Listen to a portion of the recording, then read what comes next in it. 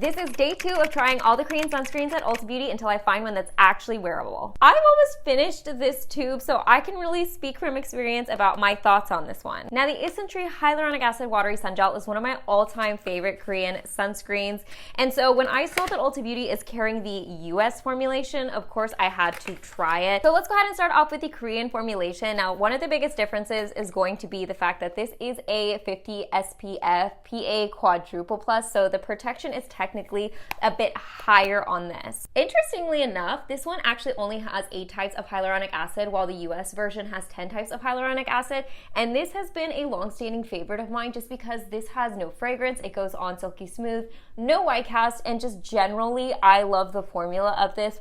It's just one of the best Korean sunscreens in general. Also, they do have a bunch of other versions, which I do have. I've got the fresh sun serum here, and I also have the natural sun cream here, which is the zinc oxide version. So I can do a full video on like a comprehensive difference of all of their versions of their sunscreens because Isntree is definitely known for that. But for now, I'm just keeping it with these two. So as you can see, that was very easy to blend in, feels non-sticky on the skin, and just like a beautiful sunscreen overall. Now moving on to the US version, this has a 30 SPF broad spectrum protection, a bit more of a thicker feel to it. I wouldn't say it has a terrible white cast to it. This definitely has a bit more of a greasier feel on the skin, but it's not bad considering other US formulations that I've tried or comparing it to them. As you can see, it's taking me a little bit more time to work this into my skin, but looking at the two side by side, I feel like you can definitely see that this has a bit more of a shine to it, and it definitely feels a bit more heavy on the skin, so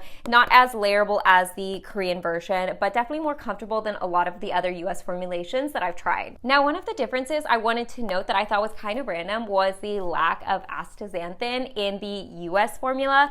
Now, astaxanthin is actually known for being very antioxidant rich. It's actually that like reddish orange pigment that gives like trout, salmons, microalgae that like reddish orange color, and it's supposed to be really good for like elasticity of the skin, and it's a very popular ingredient in Asian skincare. So I'm just speculating here, I don't know. I imagine that because in the US sunscreen is treated as an over-the-counter type of product versus in Korea where it's more of like a cosmetic product, that maybe adding that added some more regulations or hurdles or like stability issues, so they might have just like avoided it. But I did think that that was interesting. So is the US version wearable? I would say definitely wearable. Keep in mind I do have a dry skin, so having something on my skin that feels a little bit more moisturizing doesn't really bother me, but I would say for a Korean sunscreen with US formulation, this is one of the better ones that I've tried.